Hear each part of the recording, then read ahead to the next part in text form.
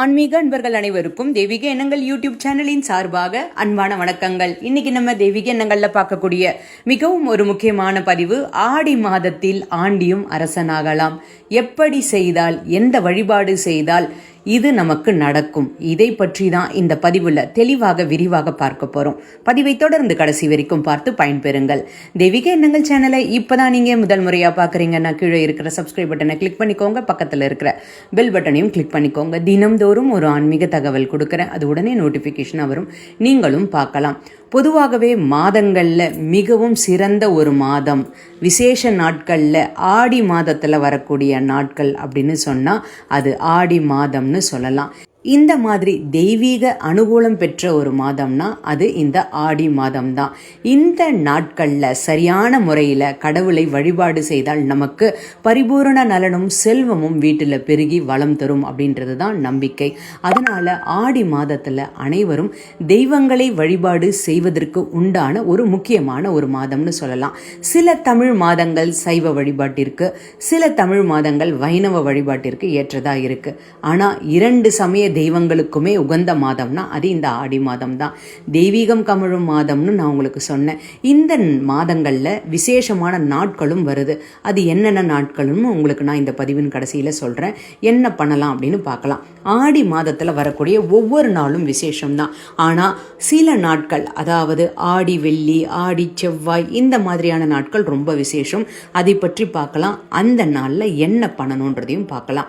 ஆடி மாதத்துல வரக்கூடிய ஒவ்வொரு வெள்ளிக்கிழமையும் அம்மனுக்கு உகந்த ஒரு நாள். பார்வதி தேவியின் அவதாரமான 108 அம்மன்களுக்கும் இந்த நாள் சிறப்பு அப்படின்னு சொல்லலாம். ஒவ்வொரு வெள்ளிக்கிழமையும் அம்மனுக்கு விரதம் இருந்து கோவிலுக்கு சென்று நெய் விளக்கு ஏற்றி வேண்டினால் பெண்களுக்கு மாங்கல்ய ஆயுள் நீடிக்கும் அப்படின்றது ஐதீகம். அதுலேயும் இந்த வருடம் ஆடி முதல் வெள்ளி வழிபாடு எப்படி செய்வது அப்படின்றத நான் உங்களுக்கு சொன்னேன். இரண்டாவது வெள்ளிக்கிழமை வழிபாடு எப்படி செய்வது வரப்போற பதிவுகளில் நான் உங்களுக்கு சொல்றேன். அடுத்தது ஆடி செவ்வாய்க்கிழமை, அம்மனுக்கு உகந்த ஒரு நாள். ஒவ்வொரு நாளும் அம்பாள் வழிபாடு செய்யலாம். ஆடி செவ்வாய்க்கிழமைகளில் துர்கை அம்மன் வழிபாடு செய்தால் ரொம்ப ரொம்ப விசேஷமான பலன்கள் நமக்கு கிடைக்கும். முருகப்பெருமானுடைய அருளும் நமக்கு கிடைக்கும் முருகன் வழிபாடு செய்தால். இந்த நாட்கள்ல முக்கியமா பாத்தீங்கன்னா நம்ம தீபம் ஏற்றி மனமுருகி பிரார்த்தனை பண்ணணும். குலதெய்வ வழிபாடு செய்வதற்கு உண்டான அற்புதமான மாதமும் இந்த ஆடி மாதம். அடுத்தது ஆடி கிருத்திகை. ஆடி மாதத்துல வரக்கூடிய கிருத்திகை நாள் முருகனுக்கு உகந்த நாள். இந்த நாட்கள்ல அறுபடை கோவில்கள்லயும் சரி முருகப்பெருமானுக்கு சிறப்பான அபிஷேகங்கள் இருக்கும். கிருத்திகையின் போது முருகன் கோவிலுக்கு சென்று வேண்டி வழிபாடு செய்தீங்கன்னா அனைத்து விதமான பலன்களும் கிடைக்கும். அடுத்தது ஆடி பூரம். 12 ஆழ்வார்களில் ஒருவராக இருக்கக்கூடியவர் ஒரே ஒரு பெண் ஆழ்வார் அப்படின்னா அது நம்முடைய ஆண்டாளுக்குத்தான் சேரும். ஆண்டாளுக்கு உகந்த ஒரு நாள் இந்த ஆடிப்பூரம் நாள். இந்த நாள்ல பெருமாள் கோவில்கள்ல கன்னி பெண்கள் ஆண்டாள் பாசுரம் பாடினா சீக்கிரமாக திருமணம் நடைபெறும் அப்படின்றது ஐதீகம். அதனால இந்த ஆடிப்பூர வழிபாடும் அனைவரும் தவறாமல் பண்ணணும். ஆடி அமாவாசை. ஆடியில் வரக்கூடிய இந்த அமாவாசை ரொம்பவும் விசேஷமானது. நம்முடைய முன்னோர்களுக்கு உகந்த ஒரு நாள்னு சொல்லலாங்க. முன்னோர்களை இந்த அமாவாசை நாளில் வழிபாடு செய்கிறது மூலமாக அவர்கள் மோட்சம் அடைவாங்க. அப்புறம் அவர்களுடைய ஆசீர்வாதமும் நம்ம பிள்ளைகளுக்கும் கிடைக்கும், நமக்கும் கிடைக்கும். ஆடி பெருக்கு. ஆடி மாதம் தமிழகத்தில் உள்ள இருக்கின்ற எல்லா விதமான நீர்நிலைகள்லையும் சரி வழிபாடு பண்ணுவோம். அதாவது விளக்கேற்றி வைத்துவிட்டு மக்கள் வழிபாடு பண்ணுவாங்க. இதன் மூலமாக வீட்டில் இன்பம், செல்வம், சந்தோஷமும் நிறைந்திருக்கும். நம்ம வீடுகளில் இருக்கக்கூடிய நீர்நிலைகள் இருக்கக்கூடிய அந்த இடங்கள், கிணறு, அதற்கப்புறமா நீங்கள் போர்வெல் எடுத்திருந்தீங்கன்னா அந்த இடத்துலலாம் விளக்கு ஏற்றி வைத்து விட்டு நம்ம தெய்வங்களுக்கு நன்றி தெரிவிக்கும் விதமாக இந்த வழிபாட்டு முறையை ஆடி பெருக்கு நாளில் நம்ம செய்வோம். வரலட்சுமி விரதம். முக்கியமாக இந்த நாளில் அஷ்டலட்சுமிகளின் மூலமான மகாலட்சுமிக்கு விரதம் இருக்கக்கூடிய நாளும் வரும். இந்த மாதிரி ஆடி மாதத்தில் வரக்கூடிய அனைத்து விசேஷமான நாட்களும் தெய்வங்களை மனதார வணங்கி வழிபாடு செய்தால் அனைத்து செல்வங்களும் கிடைக்கும். ஆண்டியும் அரசனாகக்கூடிய யோகம் கண்டிப்பாக கிடைக்கும். முக்கியமாக இந்த மாதத்தில் வரக்கூடிய விரதங்கள் என்னென்ன அப்படின்றத நான் சொல்கிறேன்.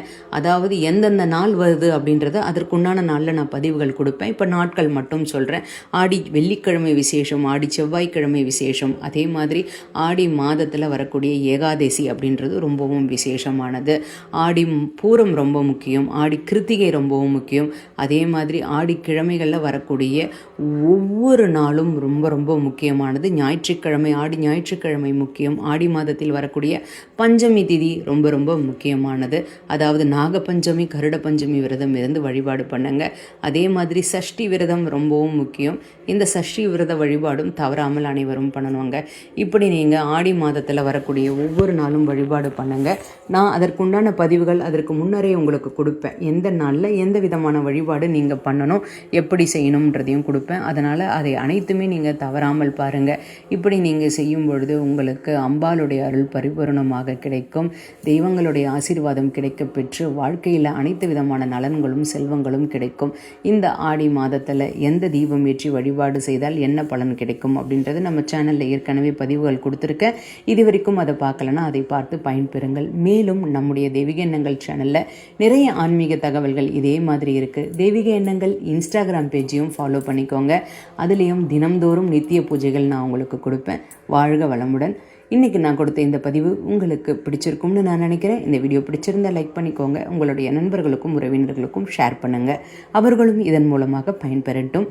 தெய்வீக எண்ணங்களில் இதே மாதிரி நிறைய ஆன்மீக தகவல்கள்லாம் இருக்குது. தவறாமல் பாருங்கள். இன்னும் நீங்கள் தெய்வீக எண்ணங்கள் சேனலை சப்ஸ்கிரைப் பண்ணாமல் இருக்கீங்கன்னா கீழே சப்ஸ்கிரைப் பட்டன் இருக்குது, சப்ஸ்கிரைப் பண்ணிக்கோங்க. பக்கத்திலே பெல் பட்டன் இருக்குது. தினமும் நான் கொடுக்கக்கூடிய ஆன்மீக தகவல் உடனே நோட்டிஃபிகேஷன் வரும், நீங்களும் பார்க்கலாம். மீண்டும் நாளை ஒரு நல்ல ஆன்மீக தகவலோடு நான் உங்களை சந்திக்கின்றேன். நன்றி, வணக்கம்.